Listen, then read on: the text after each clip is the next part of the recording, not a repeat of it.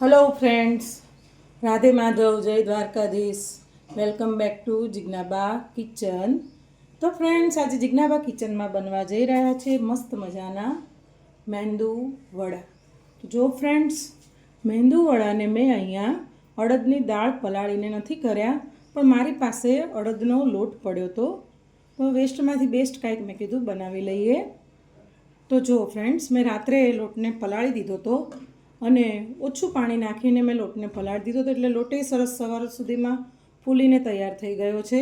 ત્યારબાદ તેમાં મેં લીલા મરચાં નાખ્યા છે, ધાણા નાખ્યા છે, થોડોક બેકિંગ પાવડર નાખ્યો છે અને થોડો તેમાં જીરું નાખ્યું છે અને પછી આપણે લોટને આવી રીતે મસ્ત રીતે મસળી લેવાનો છે ફ્રેન્ડ્સ।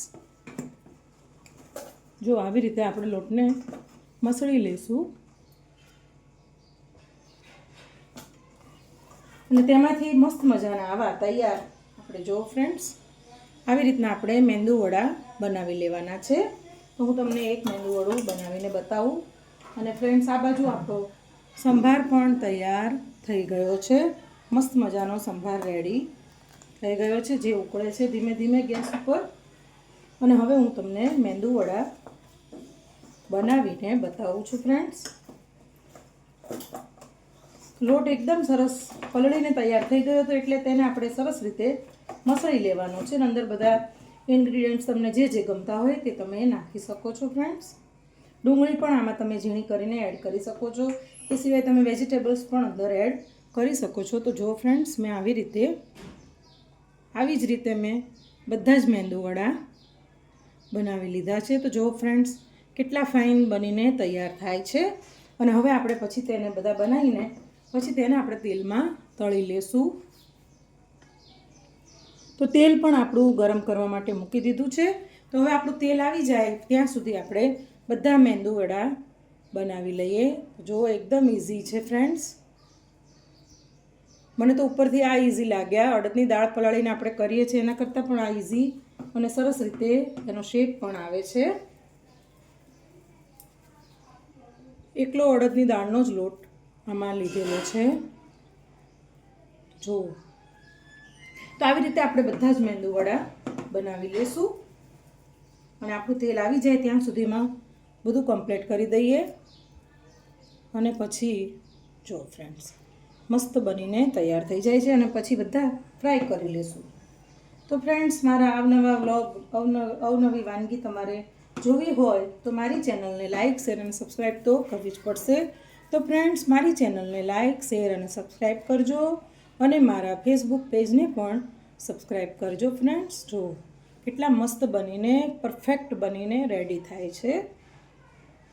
તો ચાલો હવે આપણું તેલ આવે ત્યાં સુધીમાં હું બધા મેંદુ વડા કમ્પ્લીટ કરી નાખું, ત્યાર પછી આપણે મળીએ।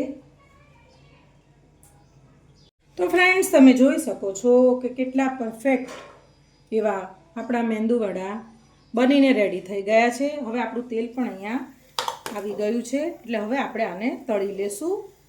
તો ફ્રેન્ડ્સ, હવે આપણું તેલ આવી ગયું છે અને આપણે એક એક કરીને બધા જ મેંદુ વડાને ફ્રાય કરી લેશું।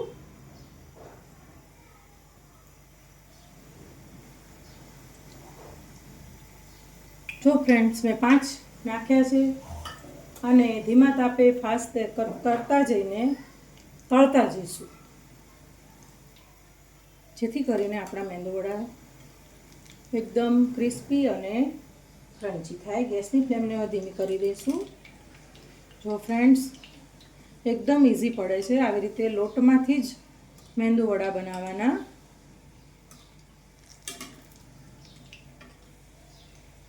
ગેસની ફ્લેમને ધીમું કરતું રહેવાનું છે। તો જો ફ્રેન્ડ્સ, આવી રીતે આપણે એને તળતા રહેવાનું છે। ખૂબ જ મસ્ત બનીને તૈયાર થાય છે। તો ફ્રેન્ડ્સ, તમે જોઈ શકો છો કે આપણા મેંદુ વડા સરસ ફ્રાય થઈ રહ્યા છે। જો પછી આને થોડા આપણે ચડવા દઈશું, એટલે અંદરથી કાચા ના રહે।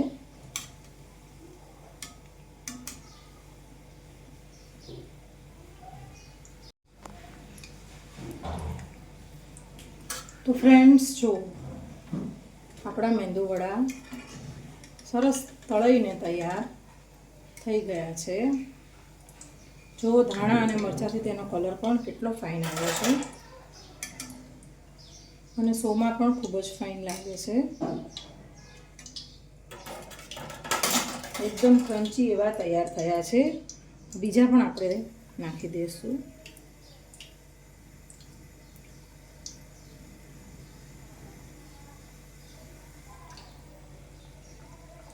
નાખતી વખતે થોડી વાર ગેસની ફ્લેમ ફાસ્ટ રાખવી, ત્યારબાદ ગેસની ફ્લેમને ધીમી કરી દેવી, એટલે ધીમા તાપે સરસ ગુલાબી રંગના થાય.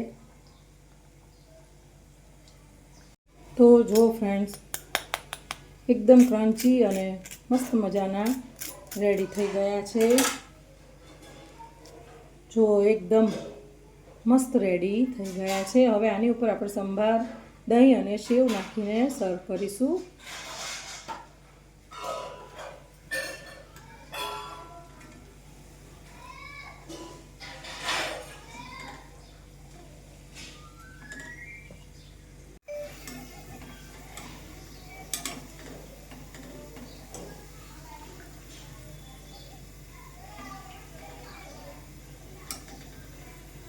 તો ફ્રેન્ડ્સ, જો આપણા મેંદુવડા તળાઈને તૈયાર થઈ ગયા છે. બધા જ કમ્પ્લીટ તળાઈ ગયા છે. હવે આને આપણે સર્વ કરી લેશું. તો ફ્રેન્ડ્સ, તેલ ગરમ છે તો તેની સાથે આપણે થોડા પાપડને પણ કાઢી લેશું. તો આ જો બેબી પાપડ છે.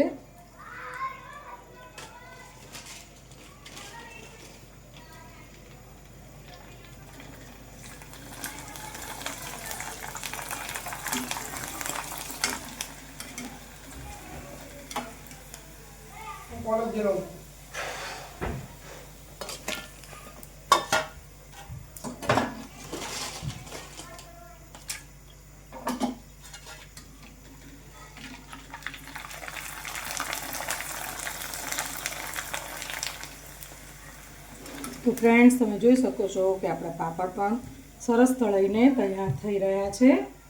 તો ફ્રેન્ડ્સ,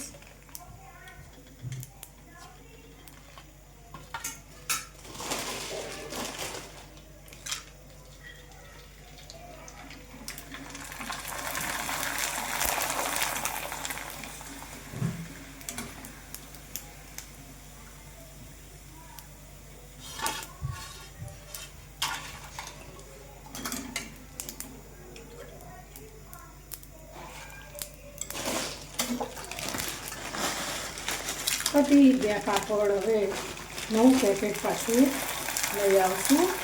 ગેસની ફ્લેમ બંધ કરી દઈશું અને આપણા બધા જ પાપડ તળાઈને તૈયાર થઈ ગયા છે. ફ્રેન્ડ્સ, જુઓ,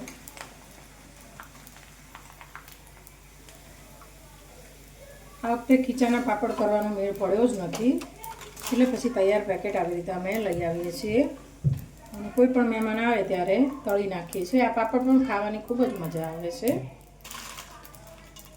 આ પાપડ ડીમાર્ટમાં મળી રહે છે.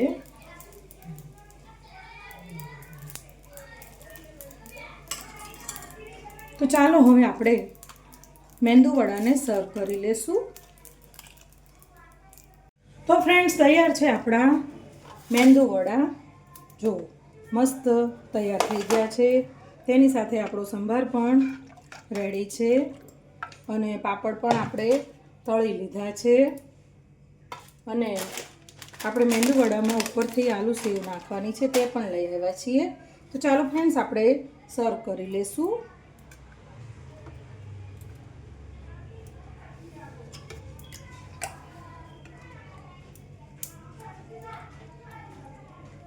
તેની ઉપર આપણે સંભાર રેડી દેવાનો છે. ફ્રેન્ડ્સ,